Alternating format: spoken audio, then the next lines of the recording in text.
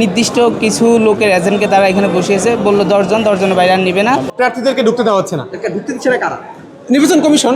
নির্বাচনের ক্ষেত্রে স্বচ্ছ ব্যালট বক্স থাকে, উপর থেকে দেখা যায় এর মধ্যে ব্যালট কয়টা আছে না আছে, অথবা কতগুলো ব্যালট পড়ছে, কিন্তু এবার দেখেন টিনের বাক্সে ব্যালট দিয়েছে।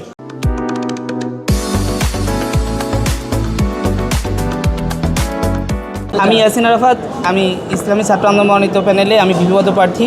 আমার ভোট কেন্দ্র উদয়নে আমি ভোট দিতে আসছি।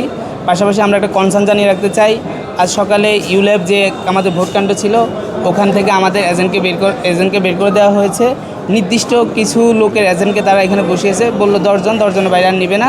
কিন্তু তারাও আবার সিলেক্টেড, তার মধ্যে 6 জন হলো ছাত্র দলের, একজন বাক্সাসের, এরকম করে তারা ভাগ করে বসিয়েছে।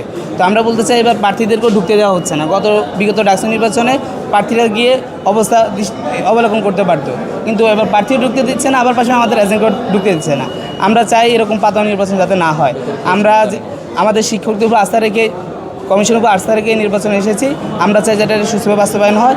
আমরা আমাদের প্রধান নির্বাচন কমিশনের কাছে আবেদন জানিয়েছি এই বিষয়ে, তারা বলছে তারা বিষয়ে দেখছে, প্রত্যেক একই কথা, এখনও কিন্তু একটা সমাধান হচ্ছে না। ইউল্যাবের ঘটনাটি হলো, যখন আমরা সকালে আমাদের কার্ডধারী এজেন্টকে সেখানে পাঠানোর পরে সেই এজেন্টকে বাইরে দাঁড় করে রাখে, অন্য সিলেক্টিভ 7-8 জন এজেন্টকে তারা ভিতরে প্রবেশ করায়। তো তখন আমার এজেন্ট আমাকে খবর দেয়, তখন আমরা সেখানে যাওয়ার পর জিজ্ঞেস করি যে কেন আমার এজেন্টকে কার্ড থাকা সত্ত্বেও গতকাল রাতে কার্ড দিয়েছে, তাকে ঢুকতে দেওয়া হচ্ছে না। তখন সে বললো যে না, তারা নাকি গতকাল রাতে আলাদা একটা লিস্ট করেছে, সেই লিস্টের যে 8-10 জন তাদেরকে ঢুকতে দেওয়া হবে। যখন আমরা লিস্টটা কই দেখি, লিস্টটা আমরা গিয়ে দেখি যে লিস্টের মধ্যে 8 জন, তার মধ্যে হলো গিয়ে ছাত্র দলের 6 জন, সেখানে বিপির পক্ষে 1 জন, জিএসের পক্ষে 2 জন, এজেসের পক্ষে 2 জন, ইউল্যাব যে কেন্দ্র আছে সেই কেন্দ্রের মধ্যে। তাৎক্ষণিক আমি বলি তাহলে কিসের ভিত্তিতে তাদেরকে দেওয়া হলো, আমাদেরকে কেন দেওয়া হলো? আমি তো নাম জমা দিয়েছি, কার্ড পর্যন্ত গতকাল রাতে দিয়েছে। তারা বলে তারা জানে না, উপর থেকে নাকি এই নির্দেশনা তাদের কাছে এসেছে। এটা নিয়ে আমি যখন বারবার কথা বলা সত্ত্বেও তারা এর কোনো সঠিক কোনো ব্যাখ্যা তারা আসলে কিন্তু সেখানে দিতে পারে না।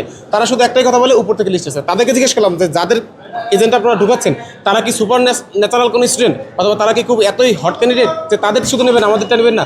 যদি এমনই হয় যে সিলেক্টিভ কাউকে শুধু আপনারা নেবেন, তাহলে ডাকসু আয়োজনে কি দরকার ছিল? আপনারা ঘোষণা করে দিলেই তো হয় যে অমুক দলের 2টা, অমুক দলের 5টা করে পদ আপনারা দিয়ে দেবেন। তাহলে এত আয়োজন করে, এত কষ্ট করে, এত মানুষের ঘাম ঝরিয়ে এই ডাকসু আয়োজনের কোনো মানে তো নেই। সেখানে আমাদের এজেন্ট কার্ড থাকা সত্ত্বেও, গতকাল রাতে আমরা নির্বাচন কমিশন অফিস থেকে কার্ড নিয়েছি, সেই কার্ড থাকা সত্ত্বেও তাদেরকে সেখানে ঢুকতে দেওয়া হচ্ছে না। তারা আলাদা নতুন করে লিস্ট তৈরি করে তাদেরকে নিচ্ছে। সেখানে আমরা দেখছি ছাত্র দলের 6 জন, তারা প্যানেল থেকে 6 জন। আমাদের প্যানেল থেকে আমরা বলছি স্যার সুব্রতার 1 জন আমাদের রাখেন, সব বাদ দেন, শুধু 1 জন রাখেন আমাদের পক্ষ থেকে। আমরা জানতে পারি যে এই কেন্দ্রের মধ্যে কী হচ্ছে। তারা তাকে পর্যন্ত ঢুকতে দেয় না। এখন কয়টা বাজে? 10টা বাজে। এখন পর্যন্ত আমার এজেন্ট ওই ইউল্যাবের বারান্দায় দাঁড়ানো আছে, তাকে এখন পর্যন্ত ভিতরে ঢুকতে দেয় নাই। আপনারা জানেন বিগত সবগুলো ডাকসু নির্বাচন, এমনকি গত ডাকসু নির্বাচন দেখতে পারতো যে কেন্দ্রের মধ্যে আসলে কী চলছে, কিন্তু এইবারে আমরা কি দেখলাম? প্রার্থীদেরকে ঢুকতে দেওয়া হচ্ছে না। ঢুকতে দিচ্ছে না কারা? নির্বাচন কমিশন ওখানে যা দায়িত্ব আছে তারা ঢুকতে দিচ্ছে না, প্রার্থীদেরকে এবার ঢুকতে দিচ্ছে না, এবং বললো এজেন্ট দিবে।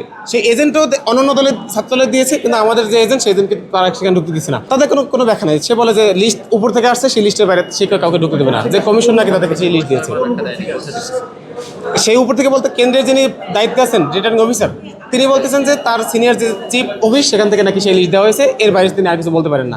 আমাদের যে প্রার্থীর পক্ষে যে এজেন্ট, সেই এজেন্টকে মূলত সেখান থেকে বের করে দেওয়া হয়েছে।